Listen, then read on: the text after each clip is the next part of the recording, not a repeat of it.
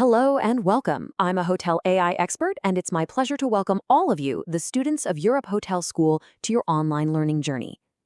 In today's hospitality world, true excellence means connecting with guests from every corner of the globe. So in this session, we are going to break down one of the most vital skills you'll ever need, mastering cross-cultural communication. Every single conversation you have with a guest, it really matters. This quote just hits the nail on the head. The words we pick, the way we say them, that can be the tiny difference between a glowing five-star review and a really frustrating guest experience. The stakes are high. So, let's be really clear about this right from the start. Getting a handle on cross-cultural communication isn't just some nice-to-have soft skill.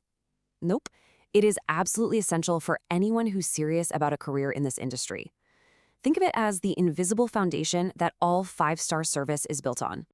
All right, so to help you build this skill, we've structured our time together into 5 clear parts. We're going to start with the basics, the foundation, then we'll dive into some key differences you'll see every day, and we'll wrap it all up with a practical framework you can start using right away.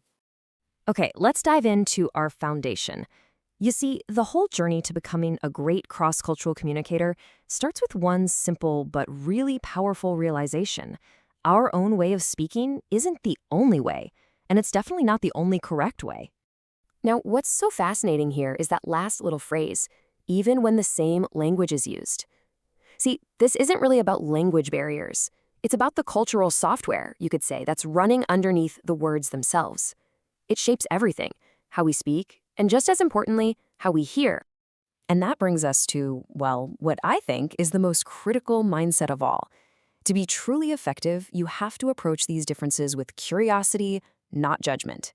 These styles, they're the result of centuries of unique history and shared values. Our job isn't to rate them, it's to understand them, and ultimately, to adapt to them. Okay, let's move into our next section and see how this actually plays out in the real world. We're going to explore 2 pretty fundamental ways that different cultures approach the simple goal of just being understood. And this right here perfectly illustrates one of the most common things you'll face. So a direct guest might walk up and say, the air conditioning is not cold enough. But an indirect guest, they might say, is it just me or does it feel a little warm in the room? The need is exactly the same, but the delivery is totally different. Your job is to hear the need in both. This concept is a game changer. It explains exactly why some guests will need you to explain how to log into the Wi-Fi step by step by step, while another guest might just point at the router, expecting you to get what they need with almost no words at all. When you recognize which style your guest prefers, you can give them information in the way that's most helpful for them. All right, now we're going to get into some of the more subtle stuff. These are things that are equally important, but maybe a little harder to pin down, like how we show respect and emotion. These can dramatically change how a guest perceives the service they're getting.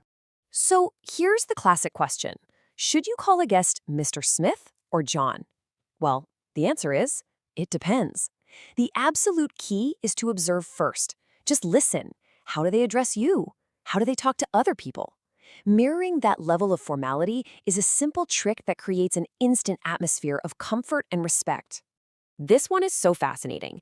Think about it. A guest who is really animated and expressive might see a calm, restrained tone as being cold or like you're not interested. But on the flip side, a guest who prefers a more reserved style might find an expressive tone to be a bit overwhelming, maybe even unprofessional.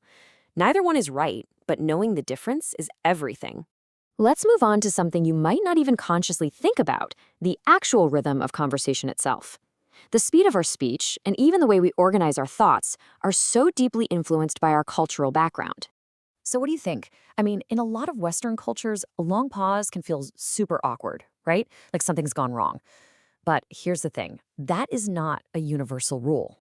So here's the crucial takeaway. A pause might not mean your guest is confused or hesitant. It can actually be a sign of respect, a sign that they're carefully thinking about what you just said. If you rush in to fill that silence, you might actually come across as impolite.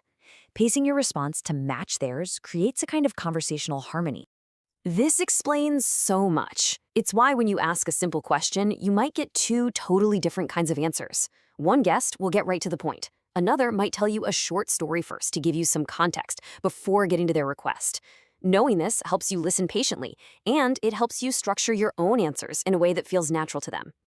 Okay, this is where the rubber meets the road. In our final section, we're going to see how all of this theory builds into a practical framework that you can literally start using on your very next shift. This is where knowledge becomes action. Think of this four-step process as your guide. First, you just watch and observe. Second, you listen, and I mean really listen for all those cues we've talked about. Third, you consciously adjust your own style, your formality, your pacing, your directness. And finally, number 4, you confirm you're on the same page. It's a continuous loop of awareness and response. And to make that framework even more powerful, keep these extra keys in mind. Simplicity and clarity are your absolute best friends. Avoid local slang or idioms that might just cause confusion. And, be so careful with humor. It's highly cultural and just doesn't always translate well.